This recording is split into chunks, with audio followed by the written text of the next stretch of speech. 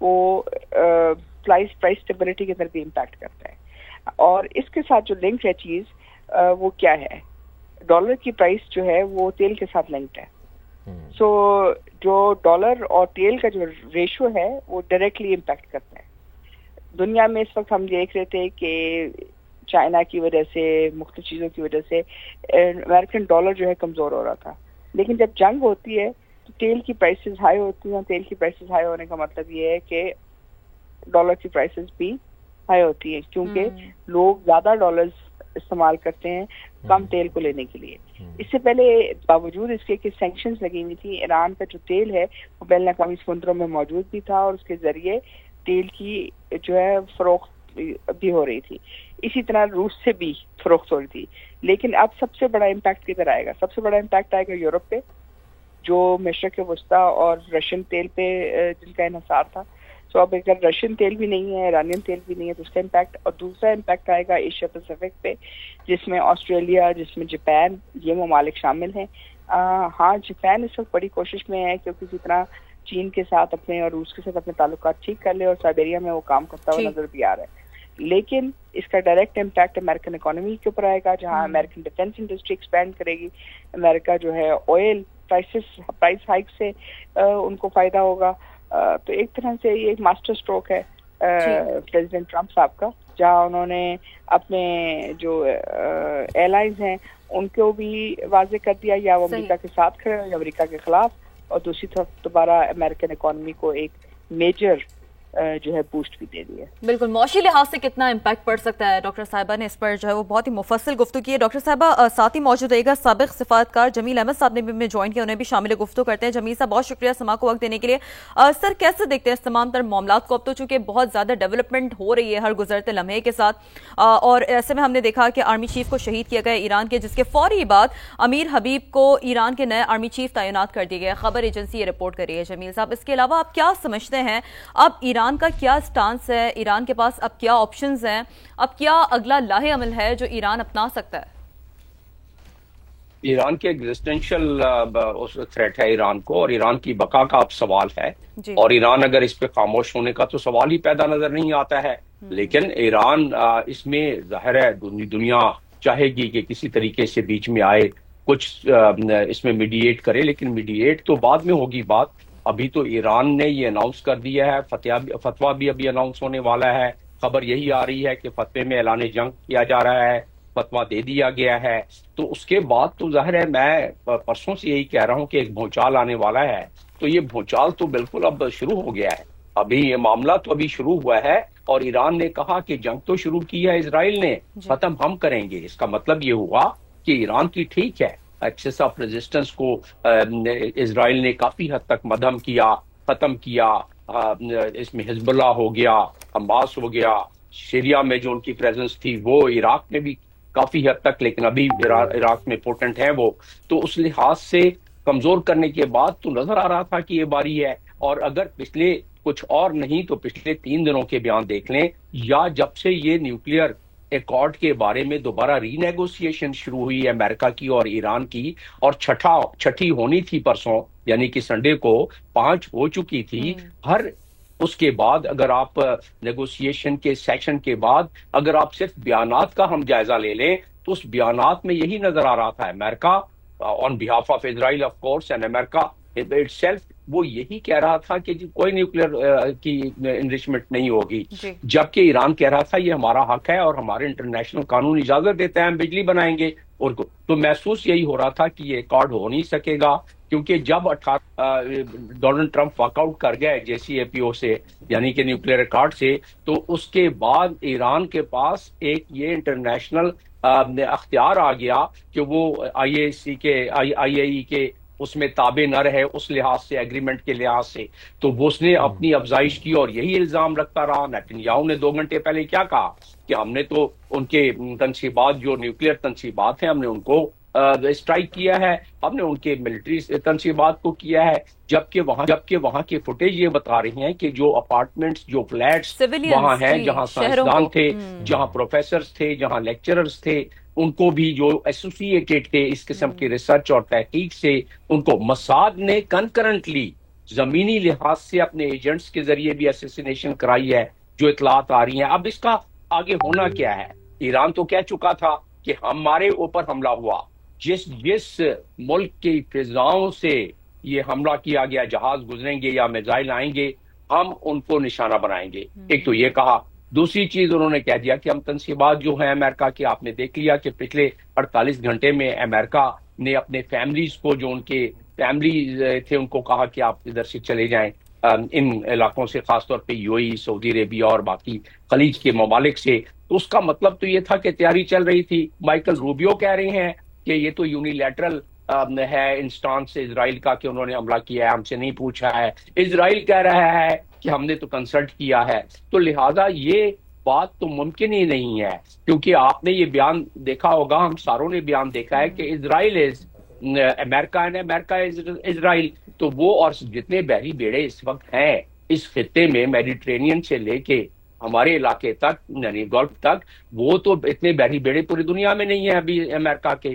تو وہ تیاری کس چیز کی غمازی کرتی تھی. تو اب محسوس یہ ہوتا ہے کہ ایران نے تو ریٹیلیٹ کرنا ہی کرنا ہے. انہوں نے فتویٰ بھی آنے والے چند منٹوں میں، ایک آدھ گھنٹے میں آ جائے گا.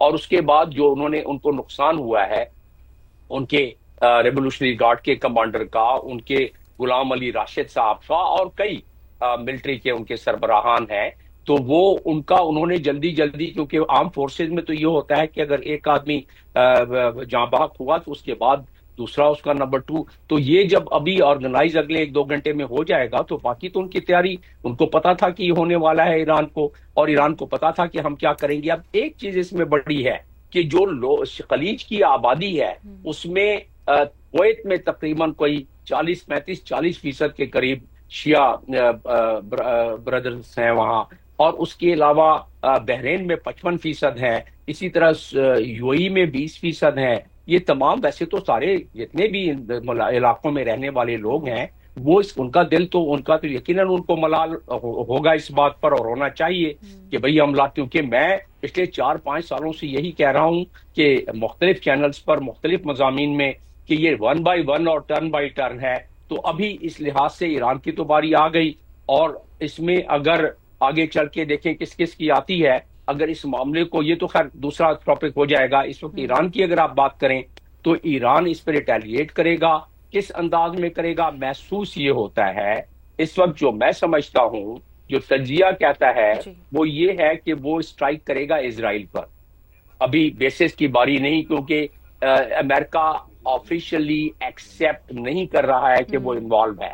تو اس لحاظ سے یہ انٹرنیشنل، کیونکہ ایران بڑے جچے تلے الفاظ میں لیتا ہے اپنا ایکشن. اس مرتبہ محسوس ہوتا ہے کہ وہ جچے تلے الفاظ تو اپنی جگہ پر، لیکن اس کا اپنی ایگزسٹنشل، اپنی بقا کو بچانے کے لیے اس مرتبہ جو اس کے پاس قوت صلاحیت ہے، اور بڑی قوت صلاحیت ہے، پورے خلیج میں سب سے بڑی طاقت تو وہی ہے. یہ بڑا اہم سوال ہے جمیل صاحب جو آپ نے یہ اٹھایا ہے. یہ بڑا اہم نقطہ بھی ہے کہ اب ایران کی ریٹیلیشن دیکھنی ہوگی، کس طرح سے وہ ریٹیلیٹ کرتا ہے اور کس طرح سے وہ اس کا جواب دیتا ہے. کیا وہ اسٹرائک کس طرح ایئر اسٹرائک کرتا ہے، یا پھر ڈرون کے ذریعے اسٹرائک کرتا ہے، میزائل کے ذریعے اسٹرائک کرتا ہے.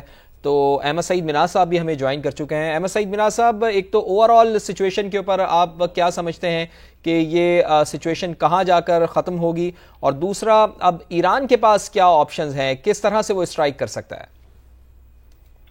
جی کافی ایوالونگ سچویشن ہے اس وقت ایران کے اندر، اور اسپیشلی جس پہ امپیکٹ آئے گا پاکستان کے اوپر بھی، ڈیسیژن میکر جو ہمارے سرکلز ہیں وہاں پہ امپیکٹ آئے گا.